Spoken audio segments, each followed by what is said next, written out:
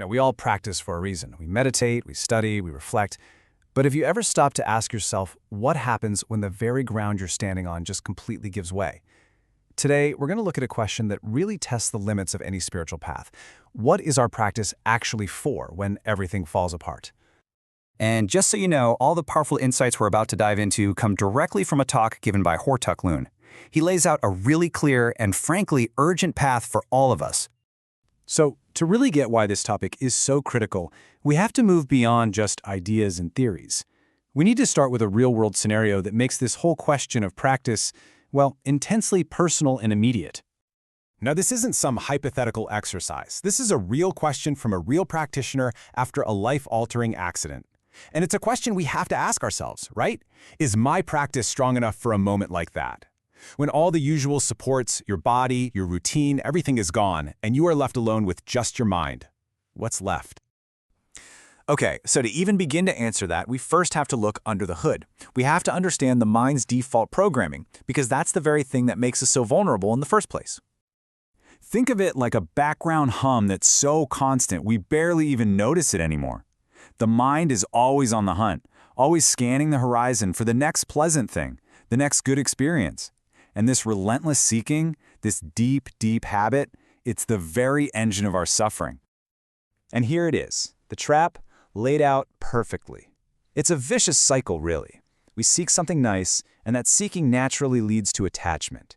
We grab onto those good feelings, and we just don't want them to end. But the one thing you can count on in life is change.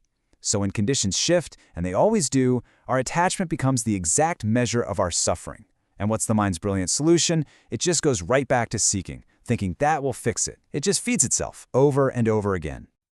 All right, let's zoom in a bit more on how this seeking always, inevitably leads to its painful conclusion: attachment. The teachings are so crystal clear about this. Our number one object of attachment, this body, is just inherently ridiculously fragile. It ages, it gets sick, it has accidents. And look, this isn't me being pessimistic, it's just a statement of fact. This body is just not a reliable refuge. This is like a fundamental law of the mind. The pendulum analogy is perfect here. If you pull that pendulum of attachment up to, say, 90%, well, when conditions change, it's going to swing back with 90% suffering.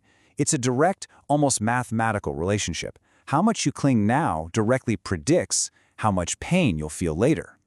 So, what this all boils down to is a choice between two different operating systems for the mind. The default is the mind of craving. That one's guaranteed to lead to suffering, but we can actively train the other one, the mind of understanding. And that's the one that sees things not as personal attacks, but just as nature unfolding.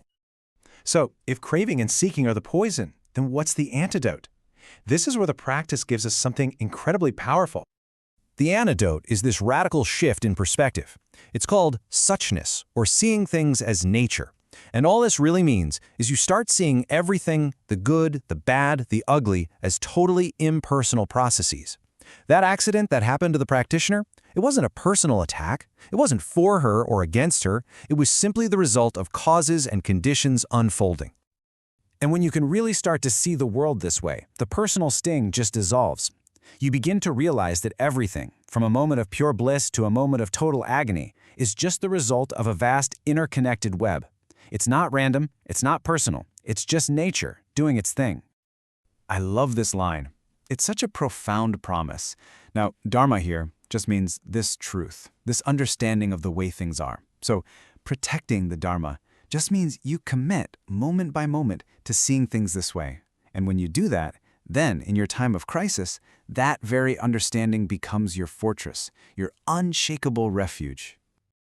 Okay, so let's bring it all together. How do we actually build this refuge for ourselves, right now, before the storm hits? And this is the great paradox, the really subtle trap. The best of times, when we're healthy, when we're happy, when life is just good, that's precisely when we're most at risk. Why? Because the mind just wants to enjoy itself. And every moment we indulge in that enjoyment without awareness, we are unknowingly strengthening the very roots of our future suffering. So the actual practice is super simple and direct. It's basically 3 jobs. Job number 1, just observe what's coming up in the mind, a thought, a feeling, anything. Job number 2, remember. Remind yourself with real conviction. This is nature, this is suchness. And finally, job number 3, consciously correct the view. See it not as my problem or my joy, but just as an impersonal process unfolding. That's it. And this is the most liberating part of the whole thing, the freedom we're all looking for. It's not some far-off goal you have to achieve someday. The escape hatch is available right now. It is simply in the choice of how you decide to see this very moment. That is the entire practice. So I'll leave you with this question to take with you, into your own practice, into your own life. This very moment, right now as you're listening to this, is your view of it planting the seeds for future suffering? Or, with right understanding, could this be the very moment of your liberation? As always, the choice is yours.